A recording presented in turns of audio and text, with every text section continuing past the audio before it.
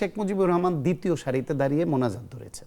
মাননীয় প্রধানমন্ত্রী শহীদ মিনারে গিয়েছিলেন এবং তিনি মোনাজাত করেছেন, ধর্মকর্ম করে, কনসার্টেও যায়, একই সঙ্গে আবার কনসার্টে যায়, নাচ গান করে।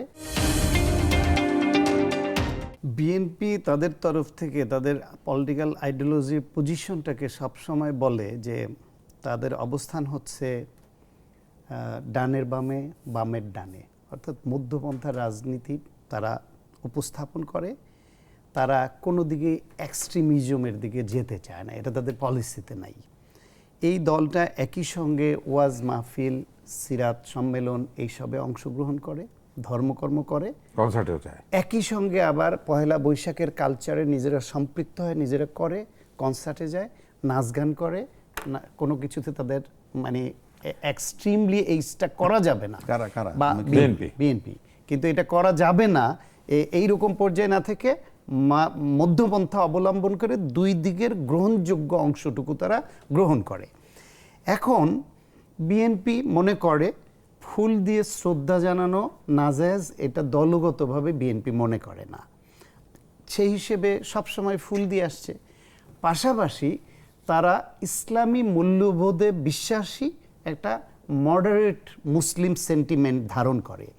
সেই বিবেচনায় ওই ফুল দিয়ে শ্রদ্ধা জানানোর পজিশনটাকে অক্ষুণ্ণ রেখে যদি তারা যারা শহীদ হয়েছেন তাদের রুহের মাগফিরাত কামনা করে দোয়া করতে চান, সেটাই দলের নিজস্ব পজিশন, বা কোনো প্রধানমন্ত্রী নিজে তার ব্যক্তিগত পজিশন, সরকারের পজিশন, যে কোনো কিছু হতে পারে। এবং এটা যারা যখন রাষ্ট্র পরিচালনার দায়িত্বে থাকবেন, যারা এই প্রোটোকলটা তৈরি করবেন যে কি করতে চান, তারা যেভাবে চান সেভাবে হবে।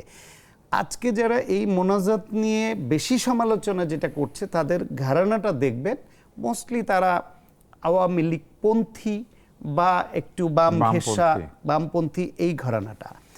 এই ঘরানাটা আবার সবাই আবার শেখ মুজিবুর রহমানকে আবার করে বেশিরভাগই, তাদের সবাই না বেশিরভাগই করে। আমি স্ট্যাটাস যা দেখেছি এদের অতি দেখে 1953 সনে 52 সনে 21 ফেব্রুয়ারি তো আমাদের শহীদ হলো।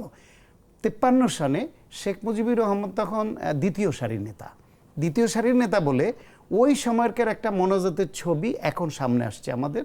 এর আগে আমি দেখিনি, এই উপলক্ষে অন্তত ইতিহাস জানা হলো। সেখানে শেখ মুজিবুর রহমান দ্বিতীয় সারিতে দাঁড়িয়ে মোনাজাত ধরেছেন। আবার সেই শেখ মুজিবুর রহমান 1972 সনে এসে তখন বাংলাদেশের প্রথম সারির নেতা, উনি আবার প্রথম সারিতে দাঁড়িয়েও আবার মোনাজাত ধরেছেন।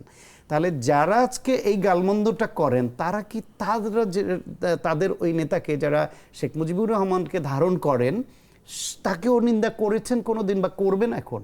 সুতরাং এটা তার অবস্থান। তার সময় মনে হয়েছে যে ইসলামী মূল্যবোধ অনুসারে আমি ফুলও দেব, তাদের প্রতি শ্রদ্ধাও জানাবো, মিনার বানাবো, আবার আমি দোয়াও করব। ঠিক একইভাবে তারেক রহমান প্রধানমন্ত্রী হিসেবে তিনি যদি এটা মনে করেন, এটা তার অবস্থান। এতে কেউ পছন্দ করতে পারে, অপছন্দ করতে পারে। শেখ মুজিবুর রহমানের ওইটাও তৎকালীন বা আমরা সবাই যে পছন্দ করেছে তা তো না, কিন্তু এতে কোনো জাত চলে গেল, ওইটা কবরস্থান হয়ে গেল, সেই রকম বলে যে প্রচারণাটা চলছে, এটাও তো ঠিক। ওটা কবরস্থান হয় নাই, কিন্তু বড় বড় মানুষদের শেষ শ্রদ্ধা জানানোর স্থান হিসেবে সেখানেই তো আবার লাশ নিয়ে যাওয়ার একটা প্রতিদ্বন্দ্বিতা হয়। হ্যাঁ, সেটাও হয়।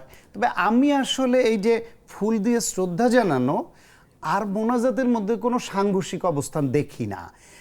ইসলাম ধর্ম লিবারাল, এইটাকে আমরা কট্টরপন্থায় ধারণ করাই। ফুল দেওয়ার সময় যদি আল্লাহ তো মনের খবর জানে, আপনি এটা দ্বারা পূজা করছেন কিনা, কোনো বেদী হিসেবে এখানে সমর্পণ করছেন যে শিরক হয়ে যাচ্ছে কিনা, নাকি আপনি শুধু তাদেরকে শ্রদ্ধার উপকরণ হিসেবে, পবিত্র ফুল তো পবিত্রতারও একটা উপলক্ষ, সেই হিসেবে শ্রদ্ধা জানানোর জন্য উপলক্ষ হিসেবে আপনি ফুলকে ব্যবহার করছেন, দিচ্ছেন, এটা শুধু শ্রদ্ধা জানানোর জন্য, এটা পূজা না, এটা শিরক না। সে উদ্দেশ্য মনের খবর আল্লাহ জানে। পাশাপাশি তারা যেহেতু মুসলমান, যারা দোয়া করছেন তারা মুসলমান, তারা যদি মনে করেন যে আল্লাহর কাছে আমরা দোয়া করি আল্লাহ যেন তাদের বেহেশত নসিব করে, তাদের রুহের মাগফিরাত করা,